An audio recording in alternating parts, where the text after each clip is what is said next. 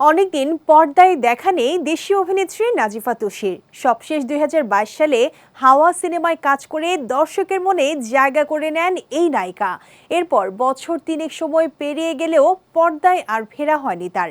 তবে অনেকদিন ধরে শোনা যাচ্ছিল চুপিসারে দুটি সিনেমার কাজ করছেন নাজিফা তুষি, তার মধ্যে একটি প্রায় মুক্তির অপেক্ষায়। নতুন খবর হলো এবার রঙ্গমালা হয়ে পর্দায় ফিরছেন তিনি। সরকারি অনুদানে নির্মিত তুষির সেই চলচ্চিত্রের নাম সখী রঙ্গমালা, আর সেখানেই রঙ্গমালা চরিত্রে দেখা যাবে তুষিকে। অভিনয়ে দীর্ঘ বিরতির পর তুষির এই ফেরাকে ঘিরে এরই মধ্যে সিনেমা প্রেমীদের মাঝে কৌতূহল তৈরি হয়েছে। তার রঙ্গমালা হয়ে ফেরা নতুন আলোচনার জন্ম দিচ্ছে ঢালিউডে।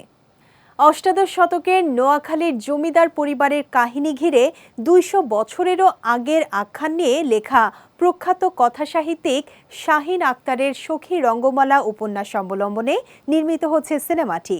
এর রচনা ও পরিচালনা করছেন চন্দ্রাবতী কথাখ্যাত নির্মাতা এন রাশেদ চৌধুরী।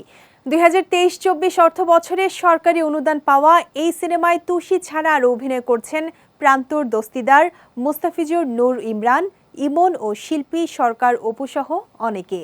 সখী রঙ্গমালা সিনেমা প্রসঙ্গে পরিচালক জানিয়েছেন, অনুদানের প্রথম কিস্তি পেয়ে সিনেমার প্রায় ৪০% শুটিং শেষ করা হয়েছে। বাকি অংশের কাজও শিগগিরই সম্পন্ন হবে। চলতি বছরের শেষ দিকে প্রেক্ষাগৃহে মুক্তি পেতে পারে সিনেমাটি বলেও জানান তিনি।